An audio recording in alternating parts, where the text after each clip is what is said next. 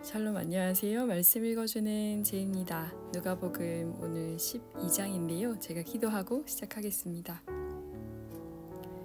살아계신 주님, 사순절 누가복음 말씀을 읽으며 사람들의 이야기 속에 주님의 음성을 듣습니다.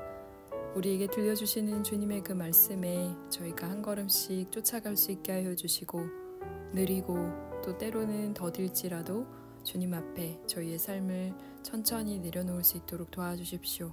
감사합니다. 예수님 이름으로 기도드립니다. 아멘. 누가복음 12장 새 한글 성경입니다. 수많은 무리가 모여들어서 서로에게 밟힐 정도가 되었다. 그때 예수님이 먼저 자기 제자들한테 말씀하기 시작하셨다. 바리새파 사람의 누룩에 경계심을 가지세요. 겉다르고 속 다른 것을요. 꼭꼭 숨겨놓은 것이고 들통나지 않을 것이 하나도 없고 숨겨둔 것이고 알려지지 않을 것이 없습니다. 그런 까닭에 그대들이 어둠 속에서 말한 것을 사람들은 빛 가운데서 다 들을 겁니다. 또 그대들이 뒷방에서 귀에다 대고 말한 것을 사람들은 옥상 위에서 선포할 겁니다.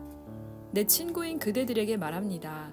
몸은 죽이지만 그 다음에는 아무것도 더 할 수 없는 이들을 두려워하지 마세요. 누구를 두려워해야 할지 그대들에게 가리켜 보여줄게요. 죽인 뒤에 지옥에 던져 넣을 권한을 가진 분을 두려워하세요. 그래요, 그대들에게 말합니다. 이분을 두려워하세요. 참새 5마리가 2 아사리온에 팔리지 않나요? 그것들 가운데 하나까지도 하나님 눈길에서 벗어난 적이 없습니다. 게다가 하나님이 그대들의 머리카락까지도 다 세어두셨습니다. 두려워하지 마세요. 그대들은 수두룩한 참새하고는 다릅니다. 그대들에게 말합니다. 누구라도 나를 사람들 앞에서 인정한다고 합시다. 그런 사람마다 인자도 그를 하나님의 천사들 앞에서 인정할 겁니다. 그러나 사람들 앞에서 나를 인정하지 않는 사람은 하나님의 천사들 앞에서 도무지 인정받지 못할 겁니다. 또 누구라도 인자를 거슬러 말을 하는 사람은 용서받을 겁니다. 그러나 성령님을 거슬러 모독하는 사람은 용서받지 못할 겁니다. 사람들이 그대들을 회당으로 통치자와 관리들한테로 끌고 간다고 합시다.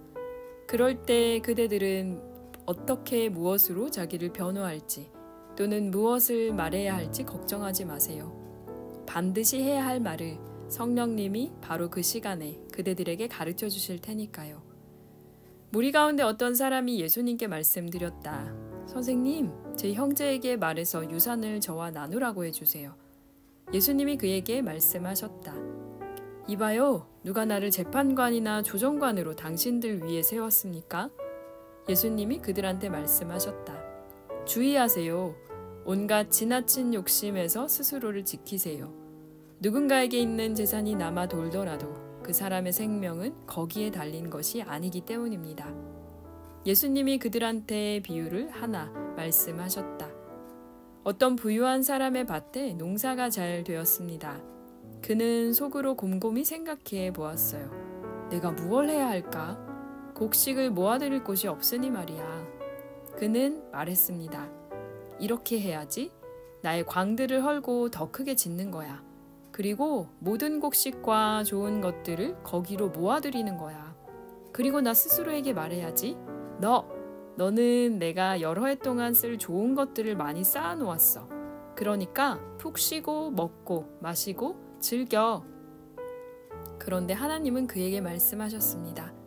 분별 없는 사람아, 이 밤에 너의 목숨을 너한테서 되찾아 갈 텐데 그러면 내가 준비해 둔 것은 누구의 것이 될까? 자기를 위해서 보물을 쌓아두지만 하나님을 향하여는 부유하지 못한 사람이 이와 같습니다. 예수님이 자신의 제자들한테 말씀하셨다. 이런 까닭에 그대들에게 말합니다. 목숨을 위해 무엇을 먹어야 할지, 몸을 위해 무엇을 입어야 할지 걱정하지 마세요. 음식보다는 목숨이, 옷보다는 몸이 값지거든요. 까마귀들을 곰곰이 생각해 보세요. 씨를 뿌리지도 거두어들이지도 않아요. 그것들에게는 뒷방도 광도 없어요. 그러나 하나님이 까마귀들을 먹이십니다. 하물며 그대들이야 새들하고 얼마나 다른가요? 걱정한다고 해서 그대들 가운데 누가 자기 키를 50cm라도 늘릴 수 있나요? 그러므로 그대들이 아주 작은 일조차 할 수 없다면 그 밖의 것들을 두고 왜 걱정하나요? 들꽃이 어떻게 자라는지 곰곰이 생각해 보세요. 힘들여 일하지도 옷감을 짜지도 않습니다. 그런데 그대들에게 말합니다. 온갖 영광을 누린 솔로몬조차도 그 입은 것이 이 꽃들 가운데 하나만큼도 되지 못했습니다.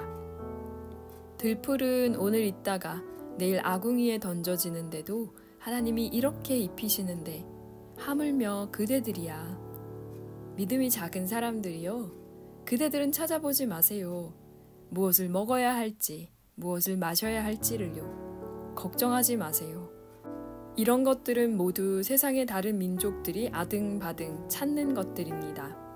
그런데 그대들의 아버지는 그대들에게 이런 것들이 필요한 줄 알고 계십니다. 오히려 그대들은 그분의 나라를 힘써 찾으세요.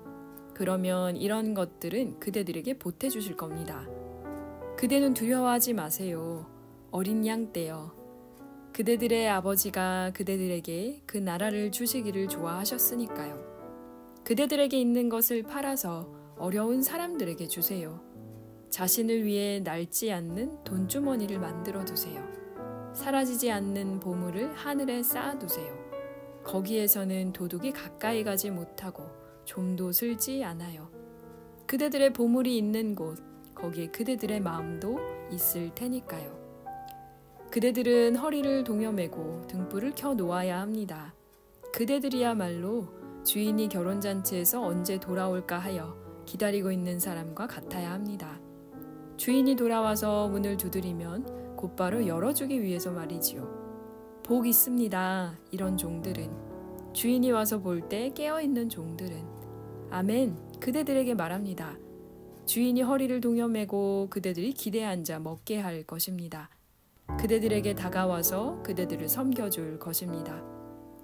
깊은 밤에든지 새벽에든지 주인이 와서 종들이 그렇게 기다리는 것을 본다면 복 있습니다. 그런 종들은. 이걸 알아두세요. 몇 시에 도둑이 올지 집주인이 알았다면 자기 집 벽이 뚫리도록 내버려두지 않았을 겁니다. 그대들이야말로 준비하고 있어야 합니다. 생각지도 못한 시간에 인자가 오기 때문입니다. 그러자 베드로가 여쭈었다. 주님, 저희한테 이 비유를 말씀하시는 건가요? 모두한테도 하시는 건가요? 주님이 대답하셨다. 그러면 누가 믿을 수 있고 생각 깊은 살림지기인가요? 주인이 자기 종들 위에 세워 때에 맞춰 먹을거리를 알맞게 내주게 할 사람 말입니다. 복 있습니다. 그런 종은. 주인이 와서 볼 때 바로 그렇게 하고 있는 그 종은. 참으로 그대들에게 말합니다. 자기에게 있는 재산을 모두 맡아보도록 그 주인이 그를 세울 것입니다.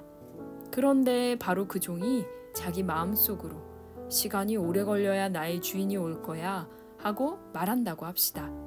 그러고는 자기가 부리는 남자들과 여자들을 때리고 먹고 마시고 취하기 시작한다고 합시다. 그러면 예상하지 못한 날, 알지 못하는 시간에 바로 그 종의 주인이 올 겁니다. 그리고 그 종을 베어버려서 믿지 않는 사람들과 한자리에 그를 둘 겁니다. 바로 그 종이 주인의 뜻을 알고도 자기 주인의 뜻에 맞춰 준비하지도 실행하지도 않는다고 합시다. 그러면 그 종은 매를 많이 맞을 겁니다. 그러나 알지 못해서 매 맞을 일을 한다면 그는 매를 조금 맞을 겁니다. 받은 것이 많은 사람마다 요구도 많이 받을 겁니다. 또 많이 맡긴 사람한테는 훨씬 더 많이 달라고 하실 겁니다. 불을 땅 위에 던지러 내가 왔습니다. 이미 불이 붙었다면 얼마나 좋을까요? 그러나 나는 받아야 할 세례가 있어요. 글이 끝날 때까지는 내가 얼마나 시달리는지요. 땅에 평화를 주려고 내가 와 있는 걸로 생각되나요? 천만에요. 그대들에게 말합니다만 오히려 갈라놓으러 왔습니다. 이제부터 한 집에 사는 5이 갈라질 것이기 때문입니다. 셋이 둘에 또 둘이 셋에 맞서 갈라질 겁니다. 사람들이 갈라질 겁니다.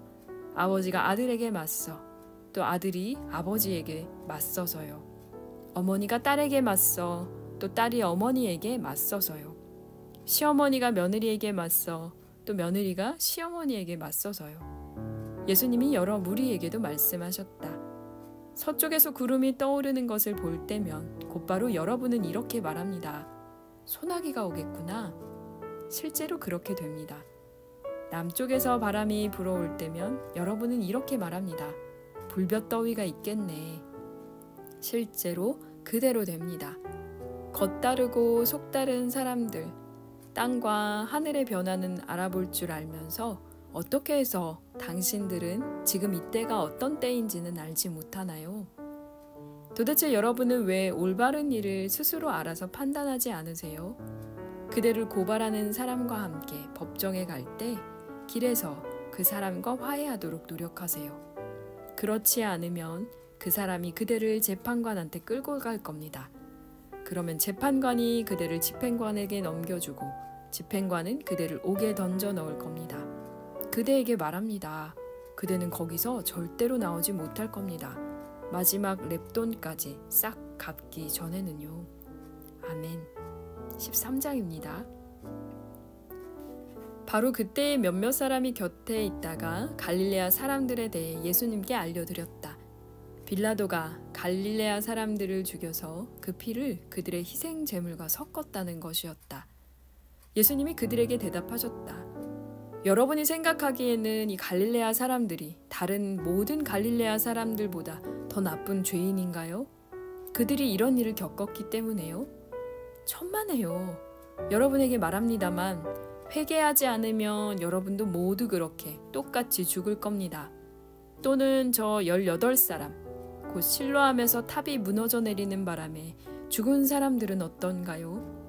여러분이 생각하기에는 그들이 갚을 죄의 빚이 예루살렘에 자리 잡고 사는 다른 모든 사람들보다 더 많은가요? 천만에요. 여러분에게 말합니다만 회개하지 않으면 여러분 모두가 그렇게 마찬가지로 죽을 겁니다. 예수님이 이런 비유를 말씀하셨다. 무화과나무를 어떤 사람이 자기 포도밭에 심어 놓았어요. 그러고 와서 무화과나무에서 열매를 얻으려고 했어요. 그러나 찾아내지를 못했어요. 마침내 그가 포도밭 일꾼한테 말했어요. 보시오, 3년째 내가 와서 이 무화과나무에서 열매를 얻으려 하는데 찾아내지를 못하고 있소. 그러니까 그것을 베어버리시오. 뭐하러 땅까지 거칠어지게 한단 말이오. 그러자 포도밭 일꾼이 주인에게 대답합니다. 주인님, 그것을 올해도 그냥 놔두십시오. 그동안 그 둘레를 파고 거름을 줘 보겠습니다. 그렇게 하면 다음에는 열매를 맺을 수도 있잖아요. 그래도 맺지 않으면 베어 버리시지요. 예수님이 안식일에 여러 회당 가운데 한 곳에서 가르치고 계셨다. 그런데 보라, 어떤 여자가 있었다.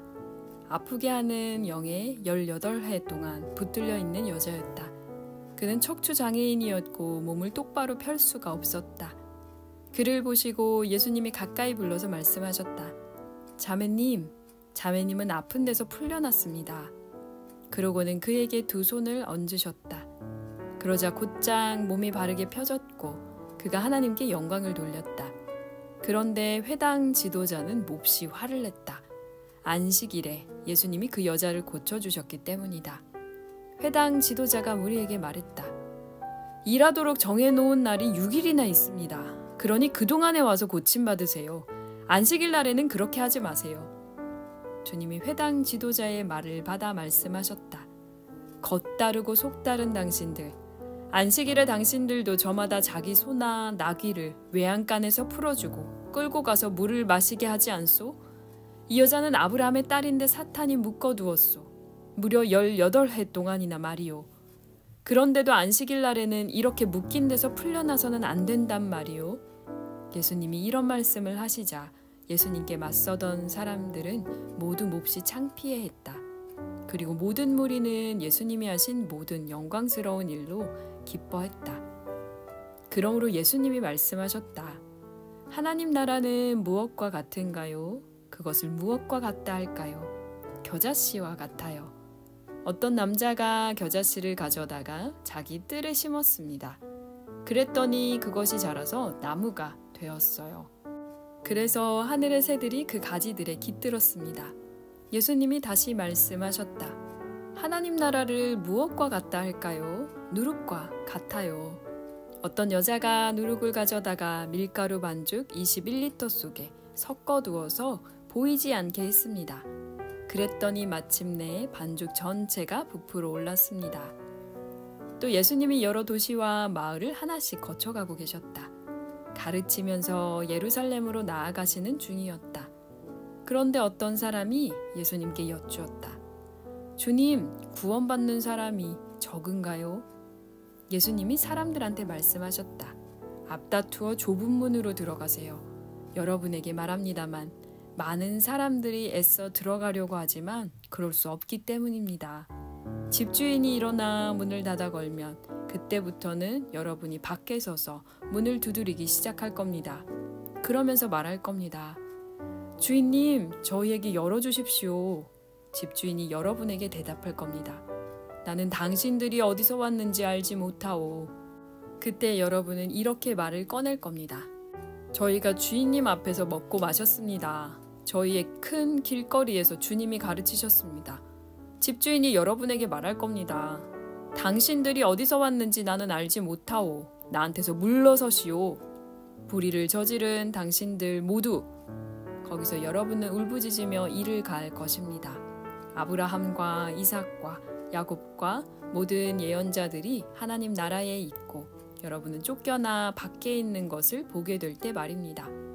사람들이 동쪽과 서쪽에서 또 북쪽과 남쪽에서 와서 하나님 나라에서 기대에 앉아 먹게 될 겁니다.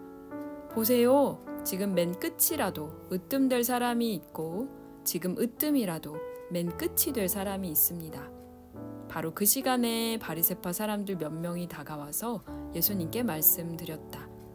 여기서 나가 떠나십시오. 헤롯이 선생님을 죽이고 싶어 하니까요. 예수님이 그들에게 말씀하셨다. 가서 그 여우에게 말하세요. 보세요. 내가 귀신들을 쫓아내고 병 낫게 하는 일을 계속합니다.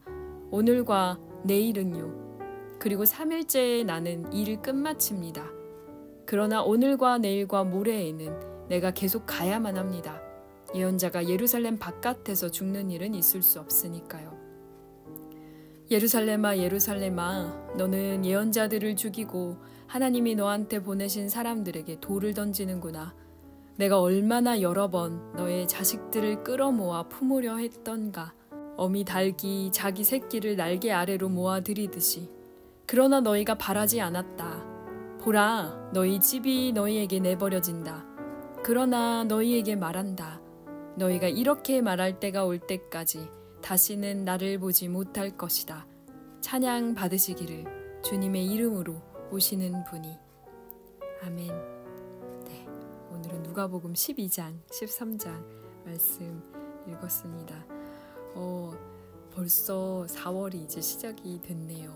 날씨가 추워진다는 얘기를 눈이 왔다는 얘기도 들었고요. 한국에는 아직도 꽃샘추위가 굉장히 기승이라는 얘기를 들었는데 독일은 썸머타임이 시작되면서 낮이 확실히 길어졌어요. 그러니까 정말 한국과 시간 차이도 줄었고 그리고 또 하루가 좀 더 길어진 느낌이긴 합니다. 이게 썸머타임이 있을 때랑 없을 때랑 정말 다르거든요.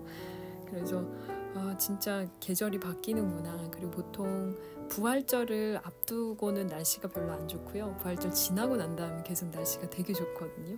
그걸 좀 생각을 해보게 되는데 4월이 되니까 그런 마음이 조금 듭니다. 오늘 읽은 이 12장과 13장에서는 예수님이 여전히 바리새파 사람들을 이렇게 꾸짖으시는 장면, 그리고 비유하는 부분, 그리고 13장 같은 경우는 이제 헤롯이 나오면서 굉장히 많은 예수님의 또 비유와 좁은 문으로 들어가라고 말씀하시는 권면하는 그런 장면들이 있습니다. 예루살렘을 바라보는 예수님의 마음이 어미 닭이 자기 새끼를 날개 아래로 모아들이듯이 라는 표현이 있는데요.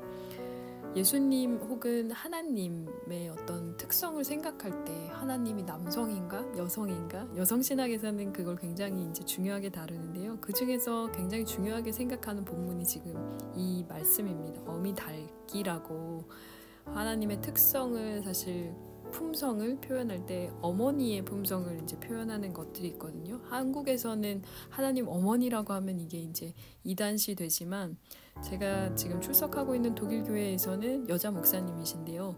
기도하실 때 항상 무터갓이라고 기도를 하세요. 그러니까 하나님 어머니라고 기도를 하시죠. 제가 미국에서 공부할 때 처음 배웠던 그 신학교에서 제일 먼저 배웠던 게 하나님은 젠더가 없으시기 때문에 하나님은 남성도 아니고 여성도 아니시고 영이시기 때문에 우리가 기도할 때 무심결에 아버지 하나님이라고 얘기를 했으면 상대적으로 하나님의 그 어머니 되는 품성, 그러니까 여성성을 강조하면서 기도를 맞춰야 한다. 그래야 균형이 맞는다라는 이제 이야기를 했는데요. 이 구절을 읽을 때마다 사실 그 기도에 대해서 이제 권면하셨던 게 생각이 좀 납니다. 또 동시에 지금 보면 앞다투어 좁은 문으로 들어가라고 권면을 하시거든요. 그냥 좁은 문으로 들어가는 게 아니고 앞다투어, 사실 다른 거보다 오히려 좁은 문으로 들어갈 때 서로 경쟁을 해서 누가 먼저 들어갈까 이렇게 하라는 말씀이신데요.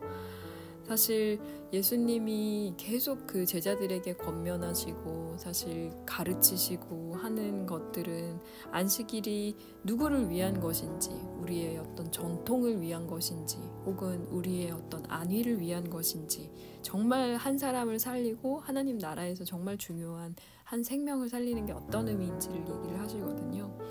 그런 기준을 가지고 또 누가복음을 계속 읽었으면 좋겠습니다. 네, 내일은 그럼 누가복음 14장으로 다시 돌아오고요.